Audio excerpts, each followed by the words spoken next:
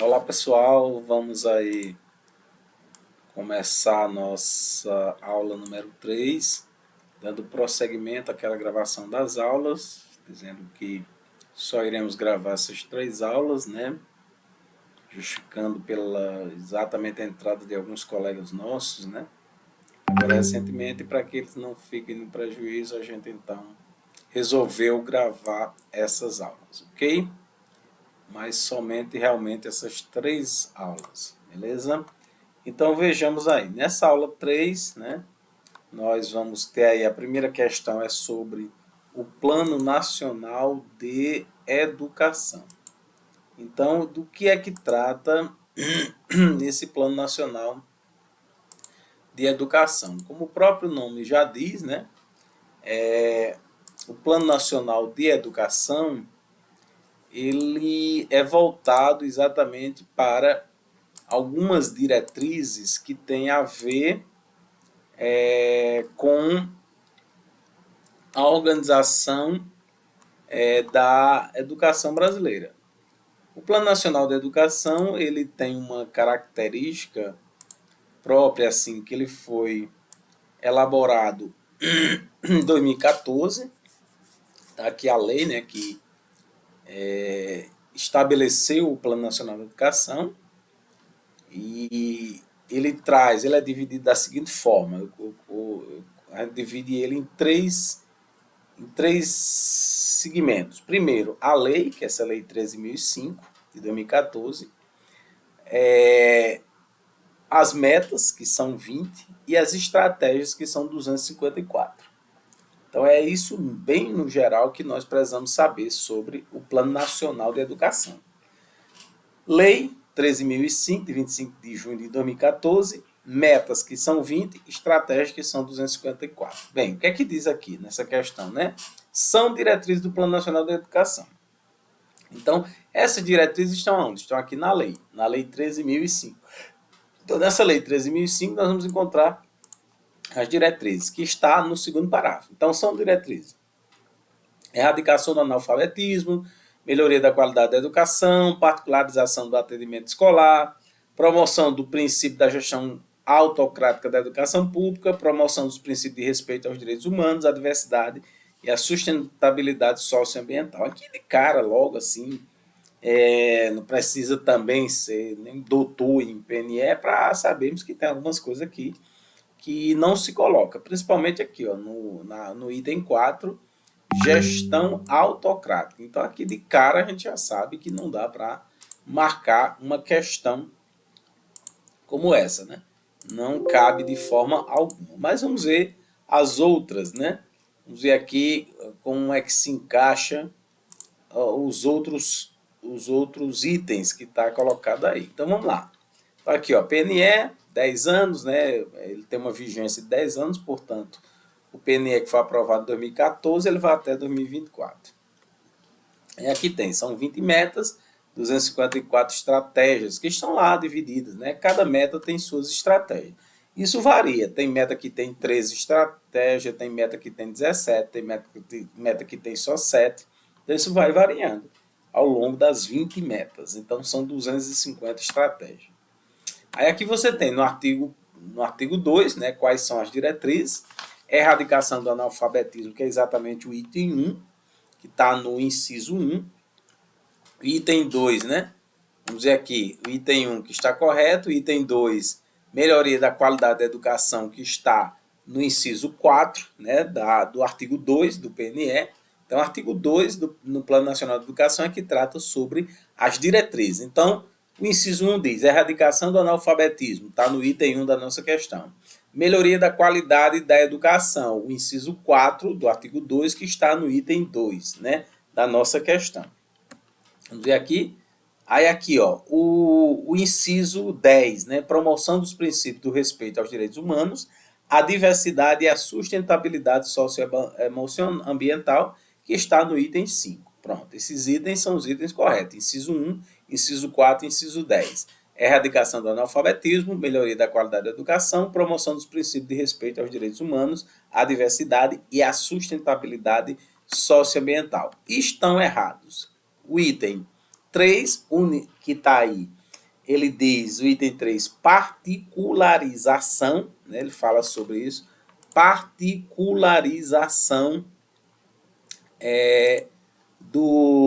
particularização do atendimento escolar, né? Particularização, tá aqui, ó, particularização. Está errado por quê? Porque não é particularização, é universalização, tá aqui, ó, universalização do atendimento escolar. Então, o item 3 está errado. Também está errado o item 4, promoção do princípio da gestão democrática da educação pública. Aí tá claro, né? Aqui é gestão democrática, lá tá o quê? Lá tá gestão autocrática ou autoritária. Tá aqui, ó, gestão autocrática. Então, tranquilamente, está incorreto. Então, 1, 2 e 5 são nossas proposições corretas. Não é isso? 1, 2 e 5. Pronto, está aqui logo na letra A a nossa proposição correta. Beleza? Vamos então para a segunda questão. Assinale a alternativa correta em relação ao Plano Nacional da Educação. Uma de suas diretrizes é padronizar o atendimento escolar. Logo de cara aqui a gente já está vendo uma proposição incorreta, porque não é para padronizar, é universalizar, né? Universalizar,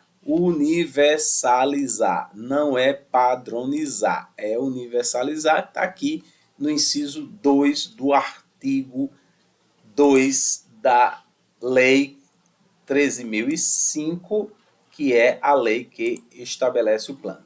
A execução do PNE e o cumprimento, a gente está procurando a alternativa correta, presta atenção aqui. A execução do plano e o cumprimento de suas metas serão objeto de monitoramento contínuo e de avaliação periódica realizado pelo Conselho Estadual de Educação. Esse monitoramento realmente é contínuo, isso existe.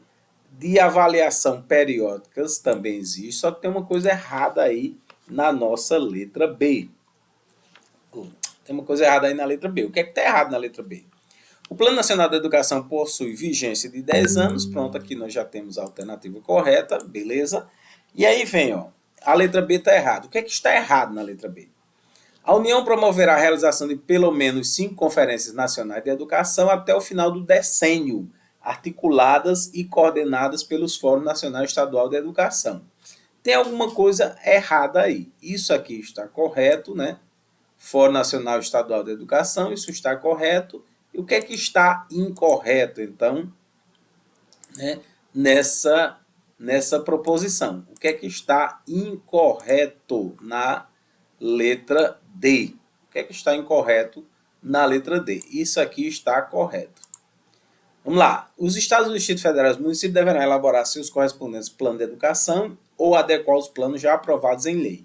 Isso aqui, essa parte está correta, mas tem alguma coisa incorreta aí. O que é que está incorreto aí? Na letra E. Então, vamos ver aqui, né, no nosso slide, como é que nós chegamos à resposta correta, de fato, dessa questão. É padronizar o atendimento escolar, está errado padronizar, universalização do atendimento escolar, artigo 2 do PNE, pronto, está errado letra A. A execução do PNE e o cumprimento de suas metas serão objeto de monitoramento contínuo de avaliações, diz que isso está certo. O que é que está errado? Não é pelo Conselho Estadual, são por 5 instituições, Ministério da Educação, Comissão de Educação de Câmara dos Deputados, Comissão de Educação e Comissão de Educação, Cultura e Esporte do Senado Federal. Então, MEC, Comissão da Câmara, Comissão do Senado, Conselho Nacional da Educação, CNE, e Fórum Nacional da Educação. Que é exatamente aquilo que eu disse que estava correto para vocês. O fórum está correto, é um órgão que vai fiscalizar, monitorar e avaliar. Monitorar e avaliar, são 5 órgãos. Ministério da Educação, Comissão da Educação da Câmara dos Deputados e também do Senado, Conselho Nacional da Educação, CNE, e Fórum Nacional da Educação, FNE.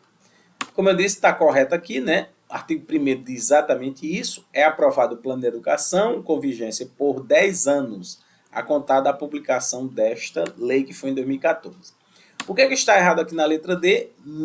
A União promoverá a realização de pelo menos 5 conferências nacionais. Está errado, porque no parágrafo 6 da Lei 13.005 são 2 conferências e não 5 conferências. Então, são 2 conferências nacionais ao longo dos 10 anos. Aí aqui vem, os estados e o Distrito Federal deverão elaborar seus correspondentes planos de educação ou adequá-los ao PNE. O que é que está errado? No prazo de 3 anos, não é um prazo de 3 anos, é no prazo de 1 ano, contado a partir da publicação. A publicação foi em junho, né, de 2014. Então, o que está errado aí é exatamente isso. Logo, 1 ano depois, logo do plano, os municípios e estados têm que ou criar o seu plano ou adequar o que eles têm ao Plano Nacional de Educação. Então, letra C na segunda questão é a nossa letra correta. Vamos aí então para a terceira questão. Deixa eu tirar isso aqui.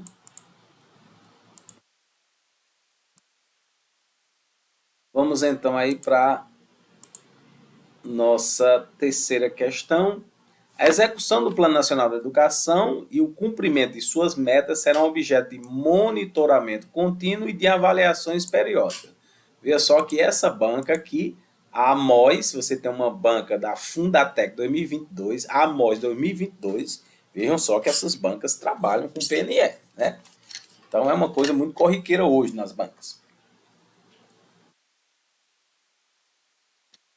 Então, o que é que nós estamos observando?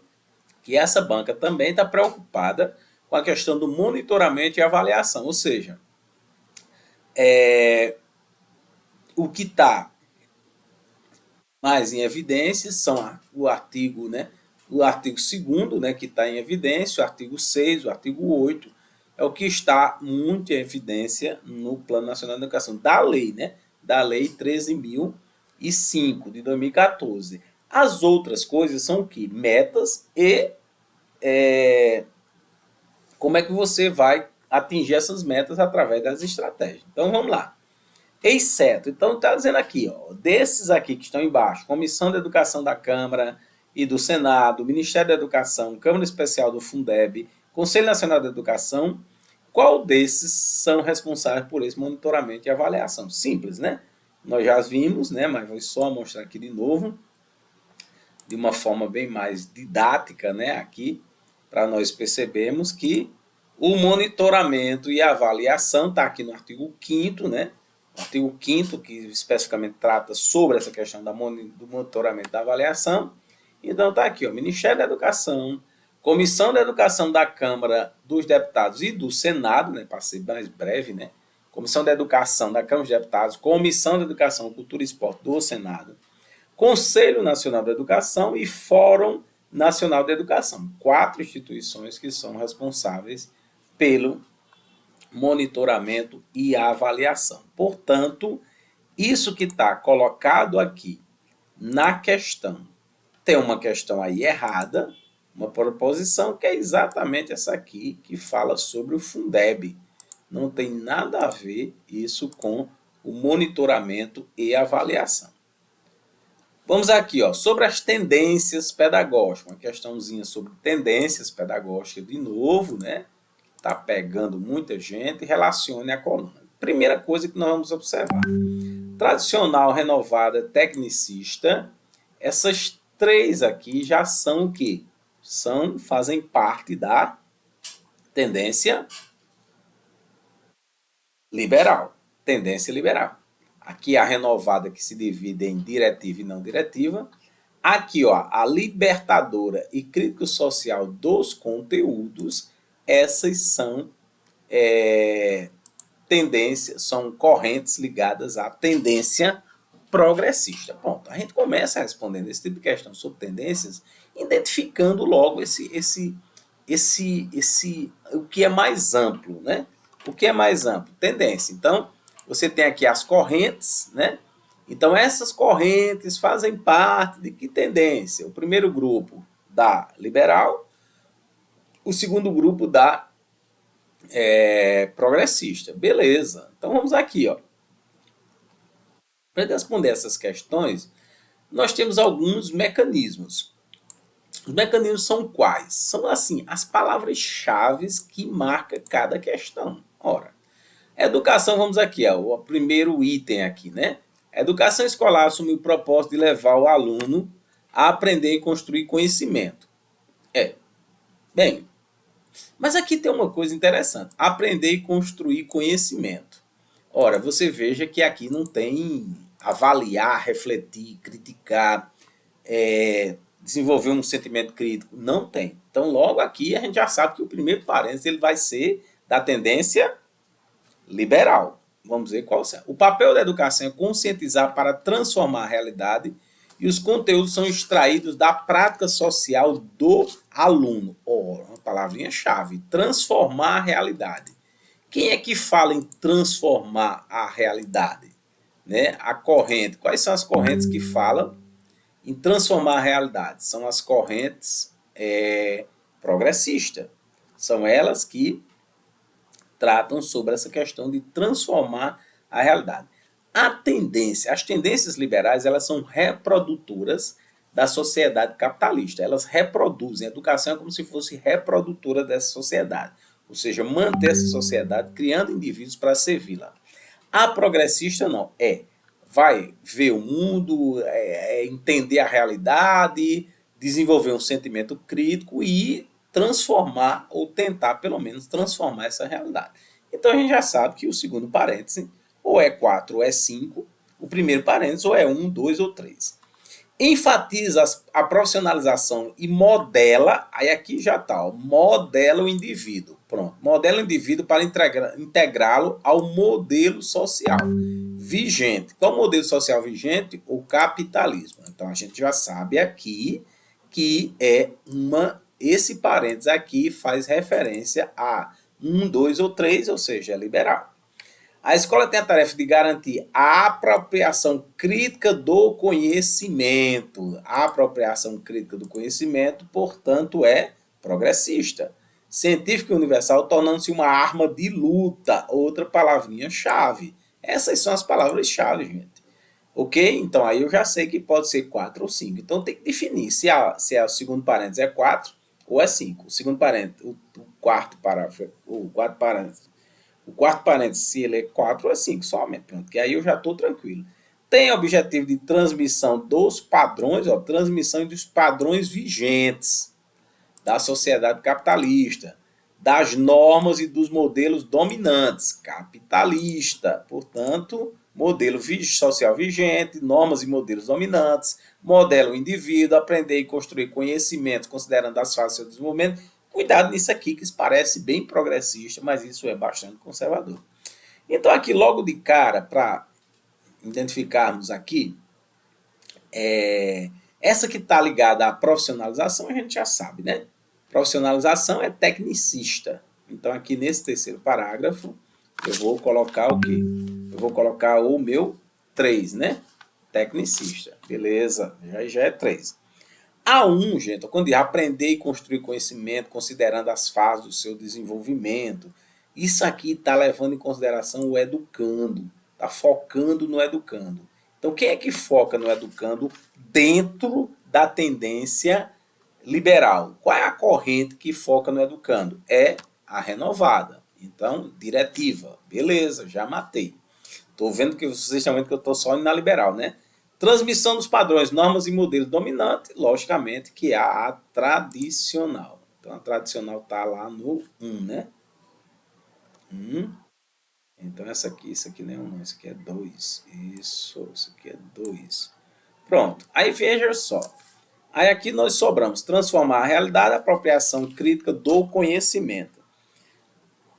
Há uma dúvida nisso, né?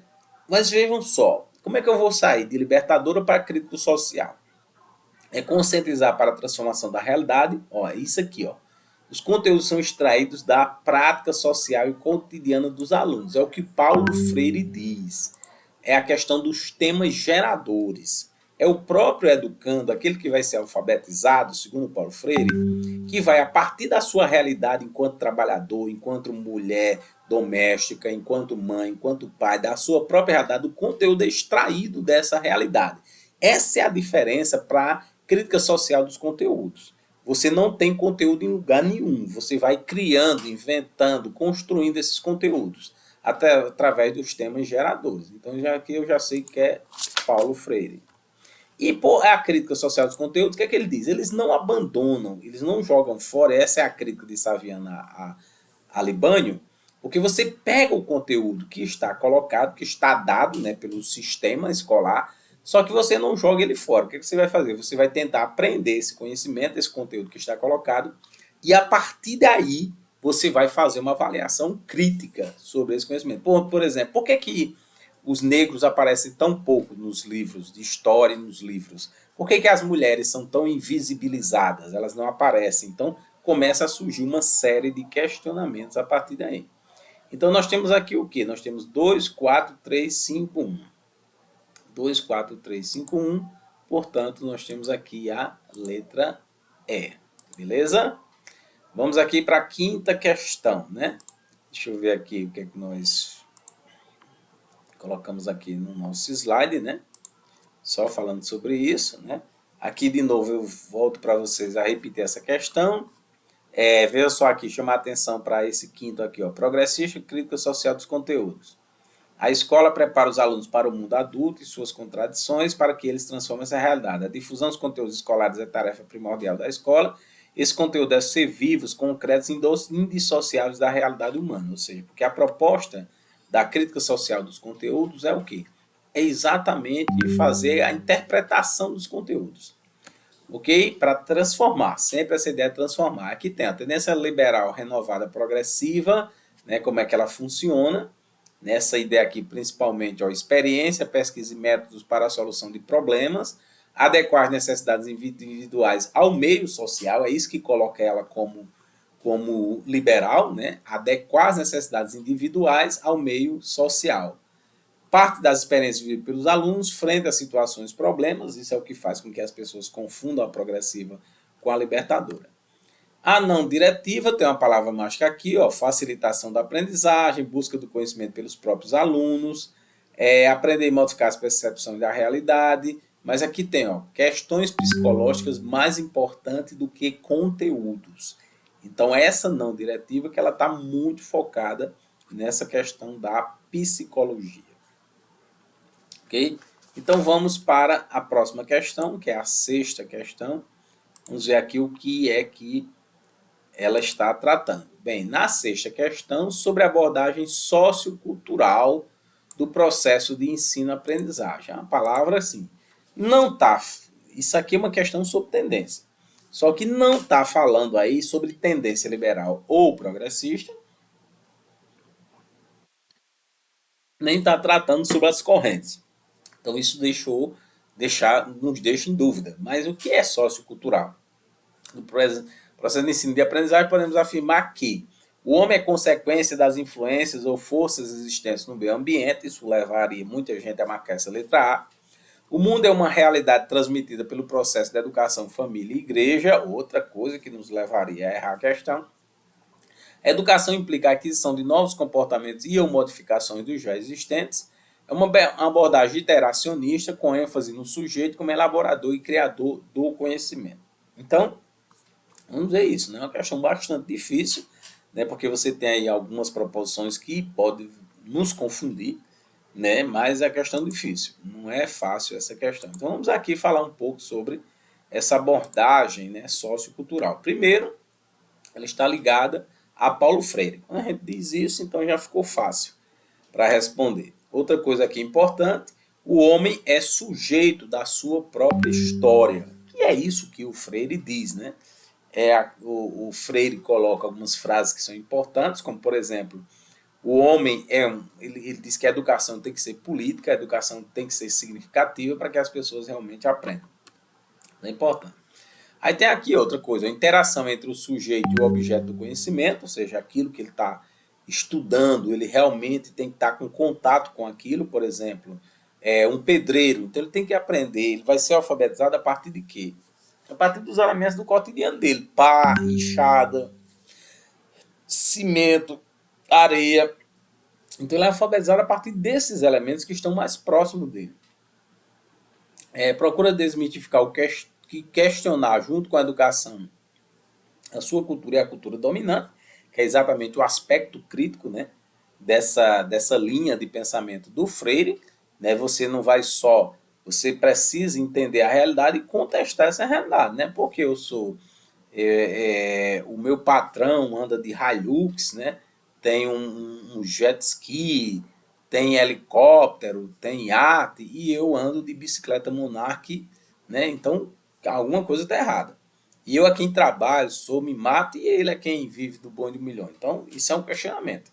Uma educação ampla que cria condições para que o sujeito desenvolva uma atitude crítica e reflexiva, que é isso que eu acabei de dizer. A questão dos temas geradores, que tá, quando vocês virem, essa questão chama temas geradores, é a abordagem sociocultural, é a libertadora de Paulo Freire. Não esquecer que Paulo Freire, com a sua corrente libertadora, está dentro da tendência progressista. E além da tendência da corrente libertadora de Paulo Freire, nós temos a libertária, que é dos anarquistas, a crítica social dos conteúdos e a histórico-crítica, uma de Libânio, outra de Saviano.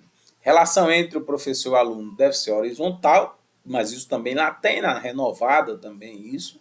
A ação educativa deve promover o próprio indivíduo não como instrumento de ajuste da sociedade, ou seja, ele não vai ser um mero espectador dentro dessa sociedade, mas ele vai estar ali para ter uma ação concreta, que é o que a gente chama de sujeito ativo. É aquele que não só participa da história, mas é aquele que ajuda também a transformar a história, ok? Então aqui eu trago alguns elementos, né, da progressista, né, libertadora, libertária, crítica social dos conteúdos. E aqui alguns elementos: educação crítica a serviço da transformação, essas palavras mágicas que vai ajudar vocês a acertar a questão. Papel da escola baseado na formação da consciência política dos estudantes. Conteúdos são extraídos por meio de temas geradores, método de ensino baseado na discussão, no diálogo, vivências afetivas, aprendizagem ocorre por meio da troca de experiências em torno de prática social, ou seja, da praxe. Libertária, a escola exerce uma transformação na personalidade dos alunos, sentido libertário e autogestionário exatamente por conta do anarquismo. Conteúdos são apresentados, mas não são exigidos. Métodos baseados na vivência grupal, na forma de autogestão, cada um vai soltando, vai. Professor e aluno são livres. Então há uma quase que uma similaridade, né, entre a libertadora e a libertária. E aqui, a crítica social dos conteúdos, função essencial da escola, transmissão dos conteúdos culturais e universais, ligados à realidade social. Métodos estão relacionados à prática vivida pelos alunos. O que é que aqui ocorre? Os conteúdos são colocados, né, produzidos, aquilo que foi produzido pelos homens até agora, como forma de conhecimento, porém, tem que haver uma análise crítica desses conteúdos. Essa é a diferença, ok? Então, nesse caso, a nossa resposta aqui é a letra D, né? O que está ligado a essa abordagem sociocultural é uma abordagem interacionista com ênfase no sujeito como elaborador e criador do seu conhecimento. Vamos aqui à questão 7, né? A dinâmica pedagógica, aí vai falar também, vamos passar assim, vamos direto ao comando, né? As características principais, veja só, ele está perguntando aqui, ó, tendências que não tem uma prática pedagógica, liberal, pedagogia liberal, tendências, e pedagogia progressista, pronto. Aí aqui o que é que ele pede? As características principais dessas duas perspectivas são. Então, aqui, gente, você já vai tirando uma forma de resolver a questão. Primeiro, aqui, ó, pedagogia liberal. Estão vendo aqui, ó, pedagogia liberal, pedagogia liberal. Aí aqui, se ele está pedindo as duas, você vai encontrar um lugar, outra pedagogia aqui, ó. Pedagogia progressista. Deixa eu ver aqui. Ou pedagogia progressista. Então, vocês já entenderam como foi elaborada a questão. Ele fala sobre as duas, a liberal e a progressista, então ele vai colocando elementos para você dizer se realmente coaduna com aquilo. Então vamos lá aqui, ó, pedagogia liberal. Função: preparar os indivíduos para o mundo do trabalho na perspectiva da liberdade de pensamento. A liberal, ela está preocupada com liberdade de pensamento? Não, então isso aqui já está errado, de cara está errado. Das demandas coletivas de empregabilidade. Pedagogia progressista, parte de uma análise acrítica, análise acrítica, está errado também. Seria análise crítica e não acrítica. Então, coisa errada. Pedagogia liberal, vamos ver se o que está colocando sobre ela está certo. Parte de uma análise psicológica do desenvolvimento e desenvolve as finalidades sociopolíticas do sujeito. O que é que está errado aqui? Isso aqui. Essa análise psicológica do desenvolvimento humano poderia estar correta, porque aqui faz menção ao quê? A progressista não diretiva. Mas tem uma coisa aqui errada. Sociopolítica dos sujeitos. Isso aqui é uma característica da progressista, libertadora e libertária. Aí aqui vem, aqui eu já sei que está errado.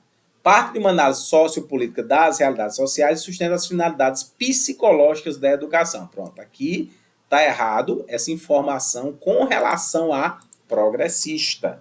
Então você tem essa informação sobre a liberal está errada, sociopolítica dos sujeitos, e essa psicológica da educação está errada com relação à progressista, porque aqui, como nós vimos, faz parte da não diretiva. Vamos lá aqui, vamos ver se está batendo. A escola tem por função preparar os grupos sociais que transitam no espaço escolar para a transformação da sociedade. Já havia uma coisa errada aqui. A liberal não tem esse intuito. Pedagogia progressista parte de uma análise meritocrática. Aí aqui o que está errado é isso, o merecimento das realidades sociais, meritocracia. Lembra que a meritocracia é a própria essência do capitalismo. O sujeito deve aprender, deve estar preocupado com o seu conhecimento, em aprender a cultura para poder galgar posições dentro da sociedade. Isso é a meritocracia. Quem prega isso? A liberal e não a progressista. Vê só, vocês percebem como não é difícil. Essa questão é boa porque a gente tem aí 1 milhão de entendimento, né, do que trata uma e outra. Aí aqui vamos lá, a escola tem por função preparar os indivíduos para o desempenho de papéis sociais. Aqui sim, cara, adequar, ou seja, é uma educação reprodutivista, que reproduz a sociedade. Isso, de acordo com as aptidões individuais, aquela questão da concorrência, da competência, que é a ideia da meritocracia. Pedagogia progressista parte de uma análise crítica, aqui as palavrinhas mágicas, né, que cabe, das realidades sociais e sustenta as finalidades sociopolíticas da educação. Isso, que é transformar e não ser reprodutora da sociedade. Então a liberal é reprodutivista, reprodutora, e a progressista transformadora. Então, da realidade. Então aqui está nossa opção, nossa proposição correta. Questão boa, bem interessante aqui, né? Para nós desenvolvermos. Vamos aí à próxima questão, né? Vamos aqui, a questão 8. Com relação à educação de jovens e adultos, ok, né? Artigo 37 e 38 da LDB, artigo 37 e 38 da LDB, então analisa a alternativa. Não cabe ao poder público como obrigatoriedade dar condições de acesso e permanência do trabalhador na escola. Aqui é tranquilo.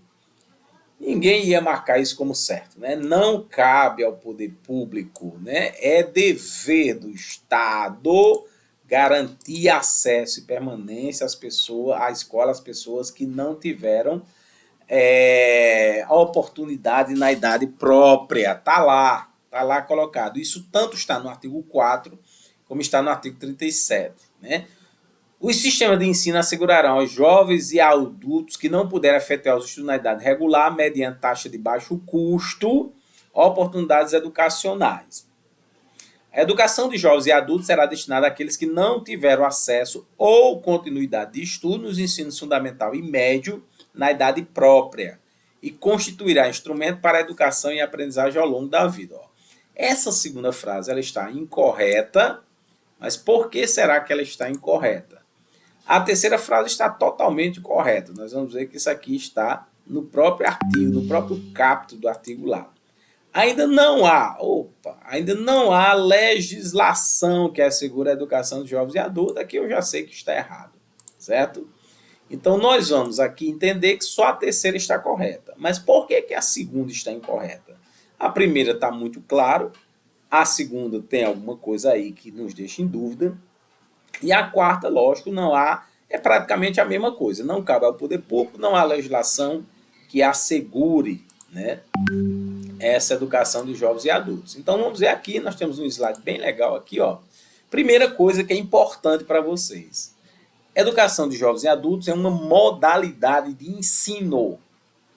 Dentre as 8 que existe, né, ela é uma dessas modalidades. Vamos aqui, ó. Não disse para vocês? Artigo 4.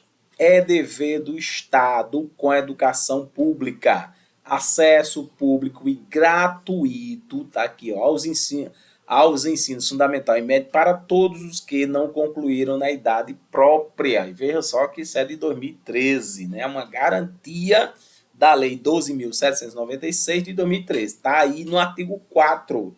Então é obrigação. E, portanto, está na lei e é obrigação do público. Aqui, artigo 37, aquilo que eu estava dizendo. A educação de jovens adultos será destinada àqueles que não tiveram acesso ou continuidade de estudos no ensino fundamental e médio na idade própria. Aí vamos aqui puxar alguns outros elementos.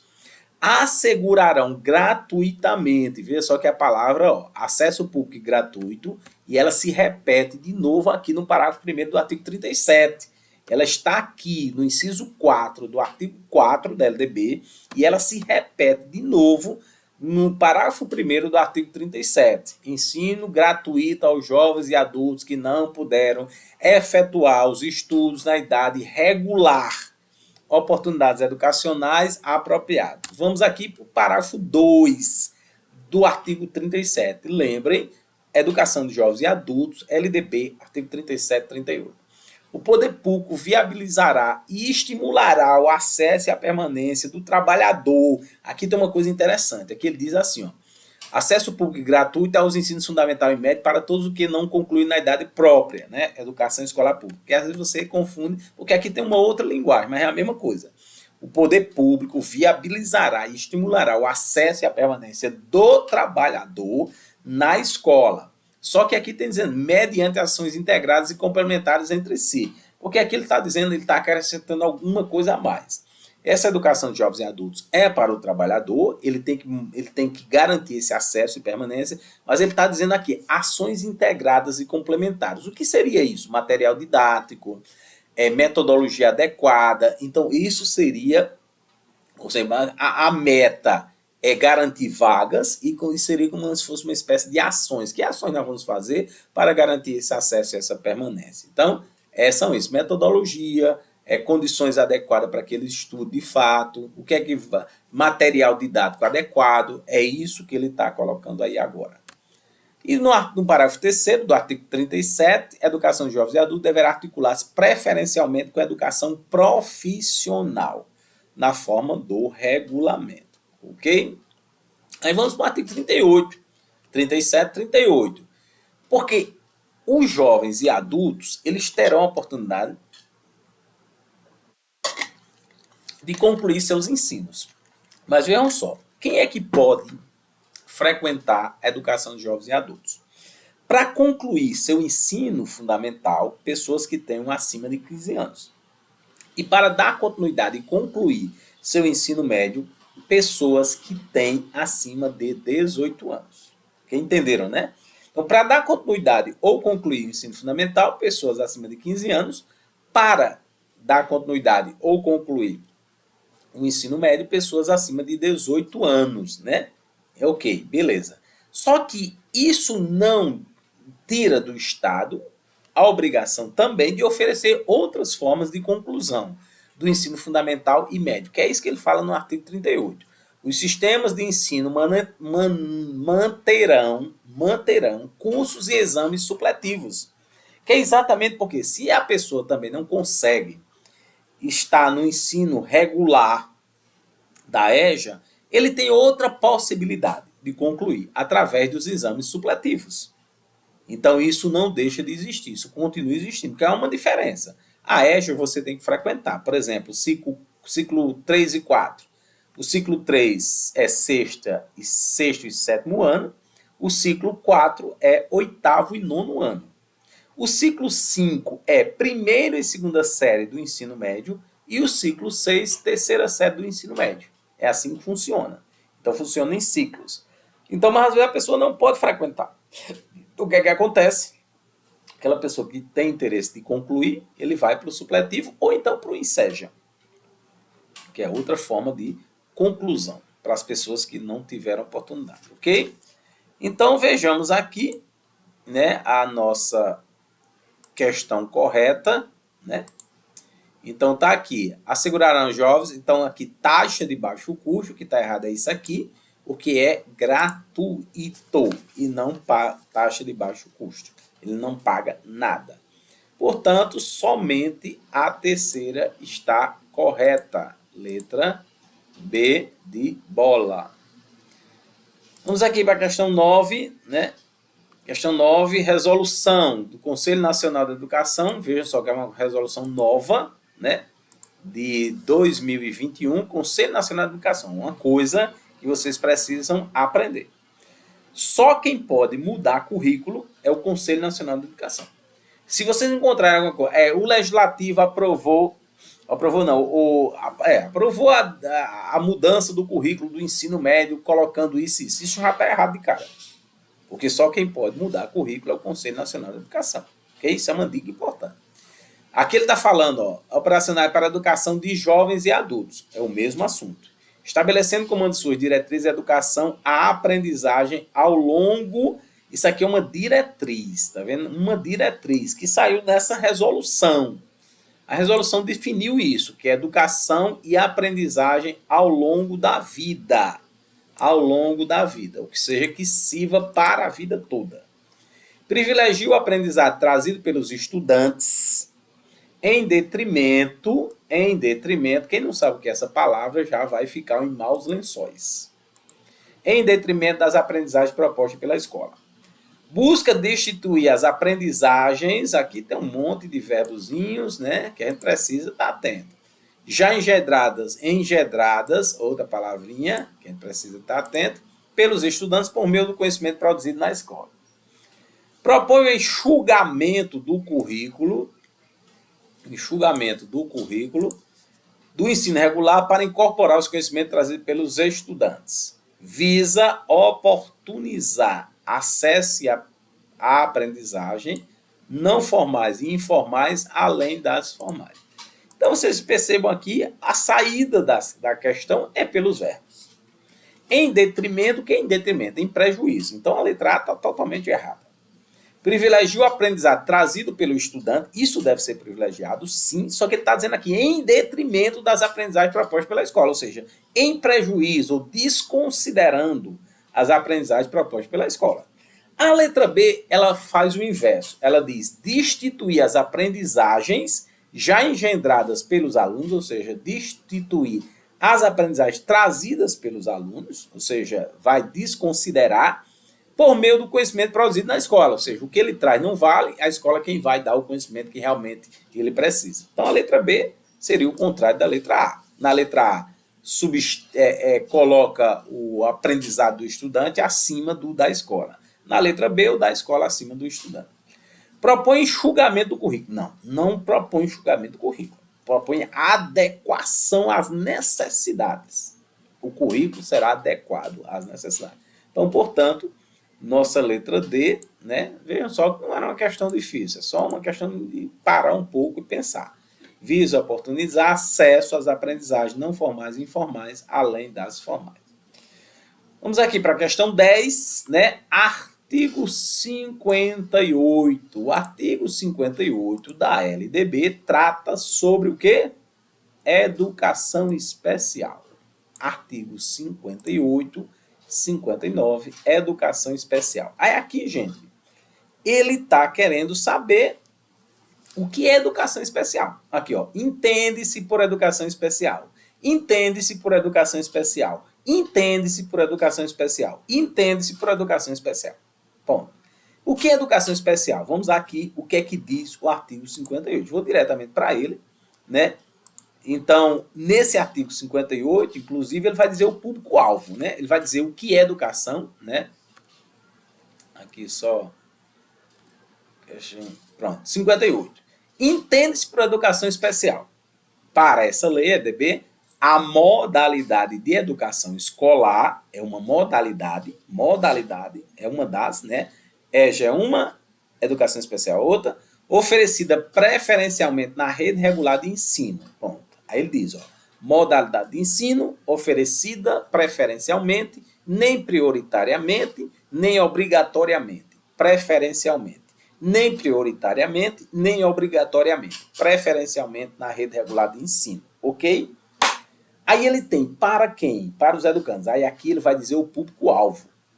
Primeiro, deficiência, com deficiência, transtornos globais do desenvolvimento, entre eles TDAH, aspecto autista, altas habilidades ou superdotação. Então, ele está dizendo o que é a lei, o que é a educação especial em cima e o que vai ser compreendido dentro dessa educação especial. Deficiência. As pessoas... Mas, Jucivano, transtorno é deficiência? Não, é outra coisa. Outra coisa, porque deficiência é deficiência o que? Física, motora, visual, auditiva. Isso é que é deficiência que a gente está falando, ok? Para a gente entender e diferenciar bem. Transtornos globais, isso aqui é o público-alvo, ok? Aí vamos aqui, ó. Haverá, quando necessário, serviço de apoio. Aqui tem uma ressalva importante. Rede regular de ensino. Ela tem que ser oferecida. Mas, porém, tem umas ressalvas que vocês devem estar atentos. Qual é a ressalva? Poderá ser oferecido serviço especializado na própria escola regular para atender às peculiaridades da clientela. Por isso que na escola regular tem o quê? As salas de AE e multifuncionais. O que é isso? Serviço de apoio especializado. É a ressalva. O educando com deficiência, transtornos globais ou altas habilidades, ele vai ser matriculado na escola regular. Só que também, dependendo da necessidade da clientela, a escola poderá oferecer esses outros elementos, serviços especializados, AE, multifuncional, entendeu agora? Aí vem aqui, ó. Porém, se a coisa for mais séria ainda, e a escola não tiver condição nenhuma de oferecer, aí vem o outra ressalva. O atendimento educacional será feito em classe, escola ou serviços especializados, sempre que, em função das condições específicas do aluno, não for possível a sua integração nas classes comuns de ensino regular. Ok, eu quero te chamar a atenção para escola regular, classes comuns. Você ficar atento nessa palavreada que, às vezes, não, mas não é escola regular? Não, mas não é classe comum? As duas palavras estão corretas. Porque ele está falando de escola regular e está falando de classes comuns. A classe está dentro da escola. Então, quer dizer, prestem atenção nisso. A escola pode oferecer outros elementos, mas também, se não houver condição, aí sim, a educação especial será oferecida em classes, escolas ou serviços especializados. E, finalmente, a oferta de educação especial, nos termos do caput do artigo 58, tem início na educação infantil. Educação infantil, 0, né? 0, 3 anos, 5, 4, 5, isso é educação infantil, pré-escola, creche. Então, a partir de aí, da educação infantil, e se estende-se ao longo da vida, ok? Beleza. Vamos lá. Aí vai aqui na questão. Entende-se por educação especial, para os efeitos desta lei, a modalidade de educação escolar oferecida preferencialmente na rede regular, isso está lá na questão, na letra A, né? De ensino para educandos com deficiência mental. Não, com deficiência. Transtornos globais da atenção. Não, transtornos globais.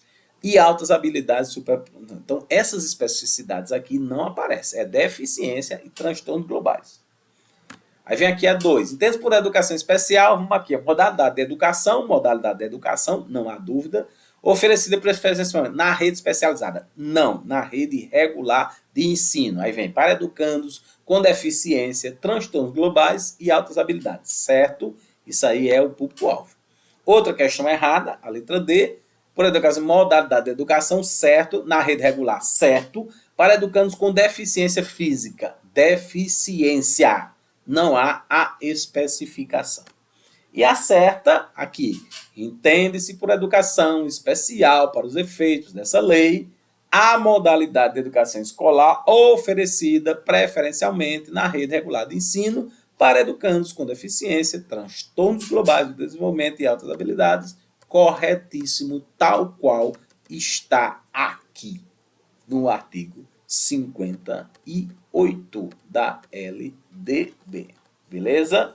Vamos para a questão 11 e última desse material, né? Vamos aqui para ela. Portanto, a letra correta aqui é nossa letra C.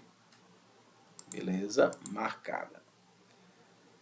Educação especial na Lei de Diretrizes e Bases da Educação, aí vem aqui, ó, é determinada como ensino obrigatório a toda pessoa com deficiência dos 4 aos 17 anos. Aqui nós já, né, identificamos o que está errado nessa questão. Ponto. Ok? 4 anos. Estabelece a garantia de acesso e benefícios igualitários a todos os alunos. Benefícios igualitários a todos os alunos. Ok? É definida como modalidade de educação escolar, oferecida preferencialmente na rede regular de ensino, para educandos com deficiência, transtornos globais de desenvolvimento e altas habilidades. Já sei que a letra C está correta. Está lá, artigo 58. Organiza seu ensino em classe do ensino regular e supletivo, escola de atendimento especializados, por deficiência após avaliação médica e testes psicológicos de inteligência emocional. Nada disso. Ok? Então, a letra correta, letra C. Só mais aqui algumas informações sobre isso. Vamos ver então qual. Está aqui, ó. Também no artigo 4, o Estado tem a obrigação, gente. Vocês lembram que eu falei da EJA, que o Estado tem a obrigação, está lá no inciso 4. Também no artigo 4 tem educação escolar pública, atendimento educacional especializado, gratuito aos educandos com deficiência, transtorno global, a superdotação transversal a todos os níveis. Essa palavra transversal aí, quer dizer, tem que ser em todos os níveis, etapas e modalidades. Preferencialmente na rede regular de ensino, ok? Então, era isso. Nós encerramos, então, mais essa nossa aula, né? A terceira aula, foi isso que nós vimos ao longo das nossas aulas até aqui, né? A gente espera que vocês possam absorver, né, isso que nós passamos e boa sorte para vocês, bons estudos, né? Até mais, até a próxima. Aí sim, nós não teremos mais aula gravada, vai ser direto, né? Online nas terça-feiras, das 19 às 20h30 e nos sábados presencial, das 15 horas às 16h30. Ok? Um abraço, até mais.